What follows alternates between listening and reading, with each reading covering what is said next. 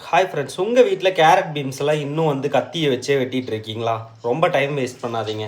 நீ என்ன வெட்டணும் அப்படின்னாலுமே இது தாங்க சாப்பர். இது வந்து பார்த்தீங்கன்னா மாஸ்டர் புஷ் சாப்பர் அப்படின்னு சொல்லுவாங்க.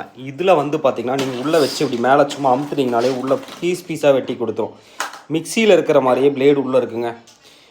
இது பார்த்தீங்கன்னா அதுலேயும் 4 பிளேடு வந்துடும். 4 பிளேடுமே நல்லா ஷார்ப்பாக இருக்கும். அதுக்குள்ளே என்ன காய்கறி வேணுமோ அதை சின்ன பீஸாக ஓரளவுக்கு பீஸாக நீங்கள் வெட்டி போட்டு இந்த சாப்பரில் இது கொடுத்துருப்பாங்களே. கரண்ட் இல்லைனா மிக்ஸி அரைக்க முடியாது. பட் இது அப்படி கிடையாது. இப்படி வச்சுட்டு இப்படி சும்மா கையில் மேலே அமுத்துனீங்கனாலே உள்ளே சுற்றும். இது வந்து பார்த்திங்கன்னா ரொம்ப ரேட்டெல்லாம் வராதுங்க. வெறும் 1000 ரூபீஸ்க்குள்ளே தான் வரும். இதோட வாங்கணும் அப்படின்னா மேலே லிங்க் கொடுத்துட்றேன். வீட்டில் இருக்கிறவங்க பேரண்ட்ஸ் கண்டிப்பாக வாங்கி கொடுக்க ரொம்ப யூஸ்ஃபுல்லாக இருக்கும். பார்த்திங்கன்னா அம்மாவுக்கு கேரட்டு பீன்ஸ் இதில் தான் வெட்டி கொடுத்தேன். டப்புன்னு 4 துண்டாக கட் பண்ணி உள்ளே போட்டு படக்குதா இப்படி அடித்தோம்னா சின்ன சின்ன பீஸாக வந்துடும். இன்னும் இதை விட சின்ன பீஸாக வேணாலும் வெட்டிக்கலாம்.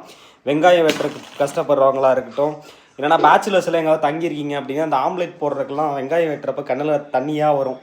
அதை வந்து 2 துண்டாக வெட்டி இதுக்குள்ளே போட்டு அடிச்சிங்கன்னு வச்சுக்கங்களேன், அவ்வளோதான். கரண்ட்டு வேண்டாம். இது வந்து பார்த்திங்கன்னா ஹேண்ட் மிக்ஸி மாதிரி யூஸ் பண்ணிக்கலாம். வேணுன்னா மேலேயே ப்ராடக்ட் லிங்க் கொடுத்துருக்கேன், கிளிக் பண்ணி ஃப்ளிப்கார்ட்டில் வாங்கிக்கோங்க. பிடிச்சது நம்ம யூடியூப் சேனல் சப்ஸ்கிரைப் பண்ணிட்டு உங்கள் ஃப்ரெண்ட்ஸுக்கு ஷேர் பண்ணுங்க. உங்கள் அம்மாவுக்கு வாங்கி இந்த வீடியோ பார்க்குறவங்க உங்கள் மம்மிக்கு இந்த மாதிரி ஒன்று இருக்குதுன்னு வாங்கி கொடுங்க.